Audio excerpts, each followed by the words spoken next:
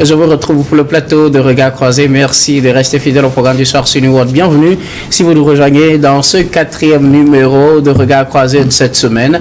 Encore 4 sujets à aborder avec nos invités. Nous commencerons par la République centrafricaine, levée de l'embargo sur les armes.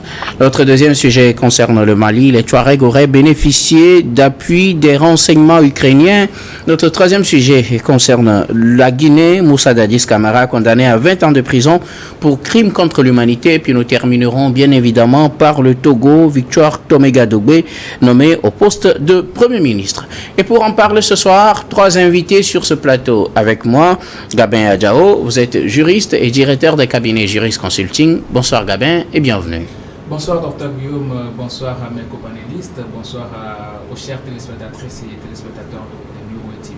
Merci beaucoup à vous, Gabin, d'avoir répondu à notre invitation. À côté de vous, Emmanuel Vivien Tomi, vous êtes journaliste, directeur général de Plume Libre, également conseiller en communication politique. Bonsoir Vivien et bienvenue. Bonsoir Dr Guillaume, bonsoir aux téléspectatrices et téléspectateurs de New World TV. J'aimerais féliciter ma grande sœur, Madame Victoire Toméga-Dogbe, pour sa nomination au poste de Premier ministre.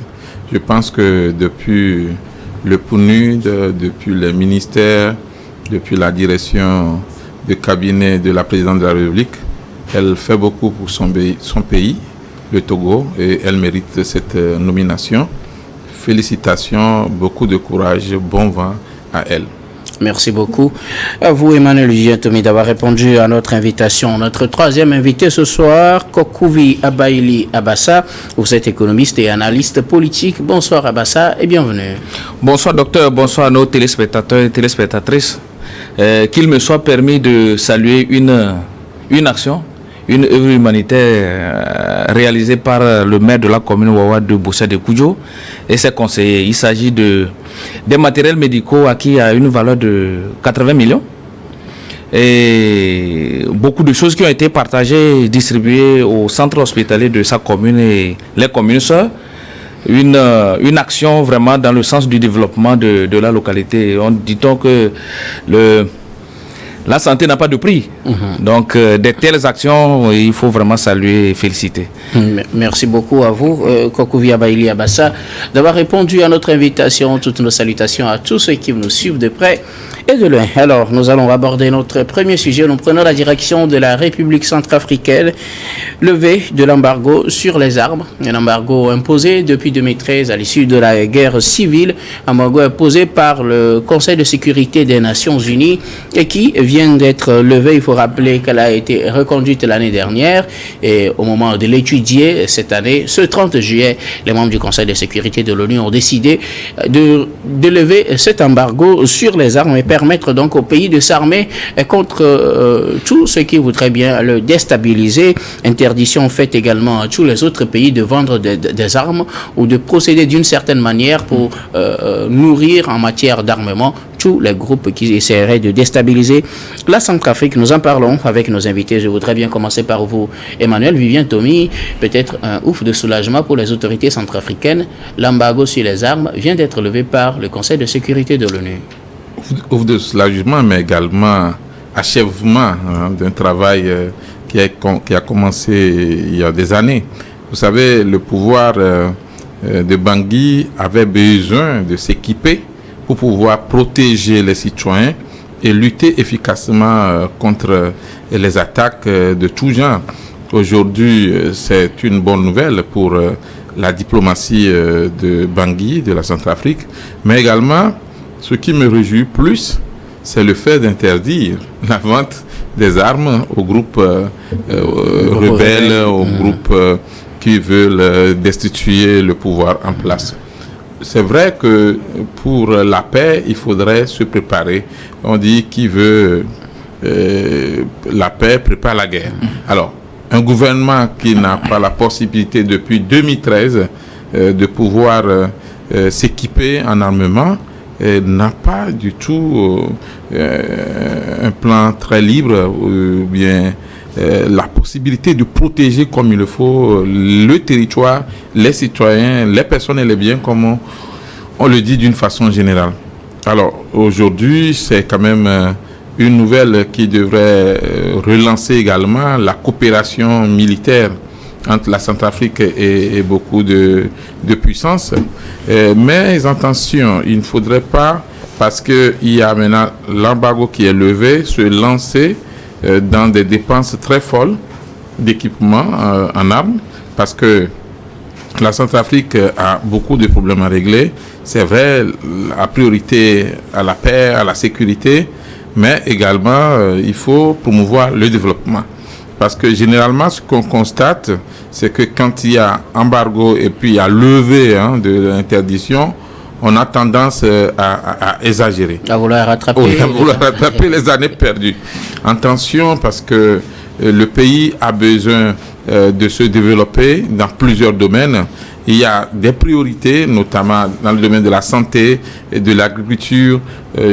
Qu'aujourd'hui, quand vous allez à Bangui, on ne sent pas effectivement qu'on est quand même à 60 ans ou plus de 50 ans après l'indépendance. Je crois que ça fait mal. Il faudrait repenser carrément le plan de développement, pas seulement de Bangui, mais de tout le pays. Et aussi mettre l'accent sur le développement de l'agriculture.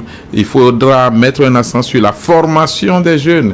Nous avons beaucoup de richesses en Afrique, mais ce ne sont pas les étrangers qui sont obligés chaque fois de venir nous aider pour exploiter ce que nous avons comme gisement.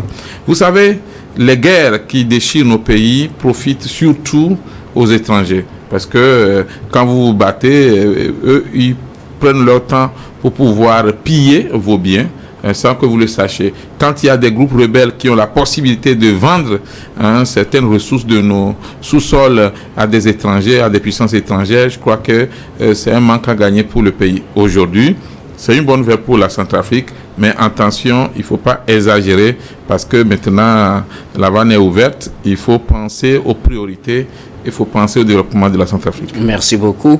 À vous, Emmanuel Vivien Tomi. Gabin Adjao, depuis 2013, le Conseil de sécurité de l'ONU a imposé un embargo sur les armes, interdisant donc à tous les pays de vendre des armes, disons certaines armes aux Centrafricains pour éviter que cela ne tombe dans les mains de personnes mal indiquées et qui l'utiliseraient contre la stabilité de ce pays. Cet embargo vient d'être levé parce qu'entre-temps, les autorités centrafricaines ont demandé à plusieurs reprises la levée de cet embargo, estimant que malgré l'embargo, les groupes armés trouvent des moyens de pouvoir s'armer, contrairement à l'État centrafricain qui a du mal à s'armer.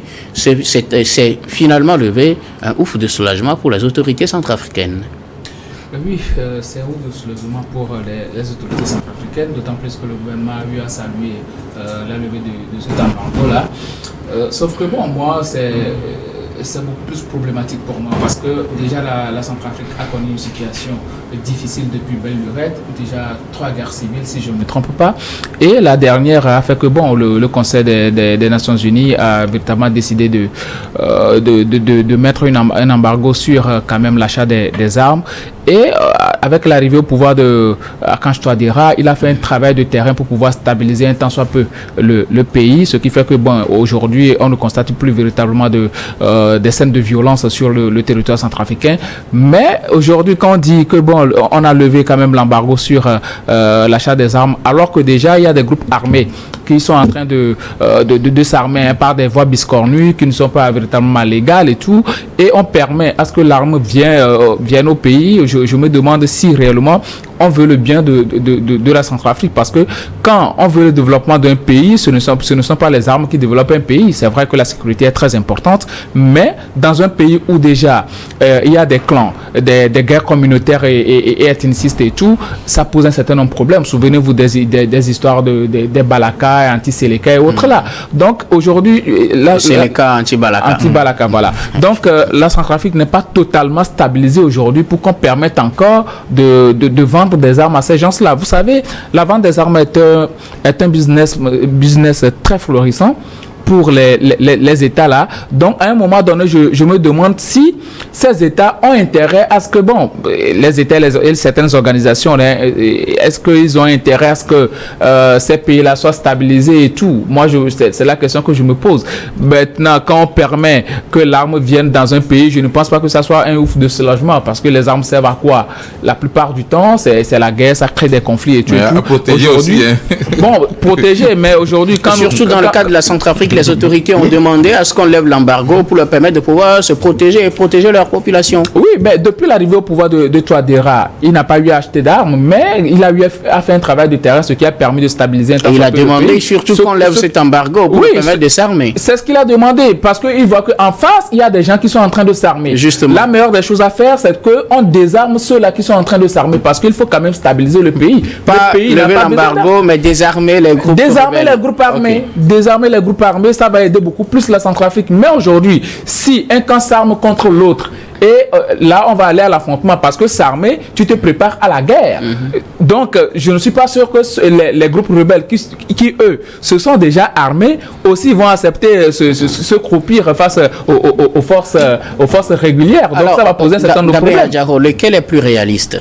Armer, ou du moins lever l'embargo pour que l'État centrafricain puisse s'armer pour se défendre, ou plutôt ne pas lever l'embargo et procéder à un désarmement des groupes rebelles? Lequel serait plus réaliste? Celle qui est plus réaliste. Les deux sont réalistes, hein. Vous estimez que les groupes rebelles sont faciles à désarmer? Moi, je parle de l'option. Les groupes, c'est difficile. Hein. Non, mais je vois l'option qui va mettre beaucoup plus à mal la Centrafrique. Et c'est lever l'embargo sur l'armement. Parce que là, quand un État s'arme et que, bon, en face, il y a des individus aussi qui se sont armés, ça va poser un certain nombre de problèmes. Et quand il y aura un petit problème, on va aller aux affrontements, parce que on a déjà eu à vivre ce genre de situation plusieurs fois en Centrafrique, et je ne pense pas que permettre à ce qu'on achète des armes va continuer par aider à stabiliser le pays. Sauf il faut rappeler aussi que les groupes armés sont déjà armés. C'est d'ailleurs pourquoi on les appelle groupes armés. Alors, Kokou Viabaïli Abassa, le Conseil de sécurité des Nations Unies a levé ce 30 juillet l'embargo sur les armes en Centrafrique. Ceci devrait permettre au pays de s'armer et de défendre son intégrité. C'est ce que d'ailleurs les autorités centrafricaines depuis plusieurs années ont toujours réclamé. Une victoire diplomatique pour François Bozizé et comment son équipe. François Faustin Akash Touadéra, excusez-moi. Tu viens d'appeler des vieux souvenirs. Les bons souvenirs du temps de Bozizé me revient un peu. Excusez-moi. C'est une victoire diplomatique pour Akash Touadéra et son équipe actuellement. Parce qu'ils ont toujours œuvré depuis qu'il est arrivé au pouvoir pour que l'embargo soit levé. Qu'est-ce qui se passe au niveau de Centrafrique? Depuis 2000, le pays n'a plus connu de la paix. Il y a eu toujours soit de guerre civile ou des affrontements entre populations pour des questions religieuses ou des questions ethniques. Et là, jusqu'alors, ce pays, l'État n'a pas les moyens pour combattre les groupes organisés, les groupes terroristes. Ces groupes armés, surtout les Balaka et comment on appelle les Séléka et les anti-Balaka, c'est dans cette histoire que François Bozizé a été chassé au pouvoir. Faut pas oublier. Et c'est dans cette histoire qu'il devient chef rebelle également. Voilà. Et il est devenu chef rebelle plus tard, que lui-même il est cherché actuellement. Il faut reconnaître quand même que si l'État n'a pas les moyens de désarmer les groupes terroristes, l'État ne peut pas se hasarder à aller sur le terrain. Il faut voir ce que les militaires centrafricains ont subi. Des railleries sur les réseaux sociaux pour même des entraînements. Ils sont obligés d'utiliser les bois pour faire de l'entraînement. Pour un État. Mais le groupe rebelle qui est bien armé plus que l'armée, il se moque de vous. Donc je pense que cette situation actuelle qui se présente devant Akash Touadéra, c'est une bonne chose. L'armée va se regarder. L'armée était obligée, Akash Touadéra était obligé de faire appel aux Russes à un moment donné. Et il ne l'a pas caché. Des institutions russes qui sont obligées de lever des armes, comme on appelle, malgré les interdictions, comme on appelle, malgré l'embargo, qui, comme on appelle, planait sur la tête du pays. Et là, nous savons que sur le plan juridique, il y a une violation des tests. puisque c'est quand même le Conseil de sécurité qui a lancé l'embargo. Ce n'est pas un pays ou bien une organisation cachée quelque part, c'est une organisation subsidiaire de l'ONU, pour ne même pas dire la branche armée de l'ONU qui a lancé cet embargo. La branche décisionnelle. Décisionnelle plutôt. Oui. Donc je pense que c'est une bonne chose qu'il faut vraiment féliciter. Maintenant, c'est vrai, ce que M. Gabé vient de dire tout de suite, il ne faut pas que cela ouvre du Pandore pour uniquement l'achat des armes. Mais il faut se dire la vérité, si l'État n'est pas armé, aucun développement ne peut arriver au niveau de Centrafrique. Il faut avoir la sécurité avant de pouvoir réaliser des infrastructures. Imaginez par exemple, vous construisez un pont quelque part et le lendemain, les rebelles sautent sur le pont. Vous avez investi des milliards dans l'air. Imaginez par exemple, vous lancez un plan par exemple d'aménagement d'un territoire pour l'agriculture, comme les projets ZAC au Togo, et que dans cette zone, les rebelles prennent le dessus. La population ne peut pas exercer les activités agricoles dans cette zone que l'État aménage. Donc, la sécurité est la mère de toutes choses. C'est la base d'un développement. Et il faudrait vraiment encourager l'État centrafricain, même si une situation vraiment va permettre pour que tous les pays qui pouvaient vendre les armes à Centrafrique peuvent les aider. Mais allons-y rapidement pour les aider à enterrer cette histoire des rebelles. Merci beaucoup. Gabin, quelque chose à ajouter rapidement? Oui, vous savez, moi je prends toujours la paix parce que vous savez, un pays qui a déjà connu la guerre plusieurs fois, ça veut dire que la guerre n'est pas la solution. Il faut aller à une discussion entre ces groupes-là. Ce ne sont pas des terroristes, ce sont des rebelles. Donc à un moment donné, ça veut dire que le problème est parti de quelque chose. Il faut s'asseoir, résoudre le problème. Ça peut être un travail de longue haleine, mais avec la discussion, on peut arriver à résoudre ce problème-là et permettre la centralisation d'avoir la dissuader. En tout cas, chacun a son avis sur la question. Ce qu'il faut noter, c'est que les Centrafricains, les autorités ont demandé, en tout cas, la levée de cet embargo. Ils viennent de l'obtenir de la part du Conseil de sécurité. Nous allons marquer la première pause, puis on revient juste après pour la suite de cette émission.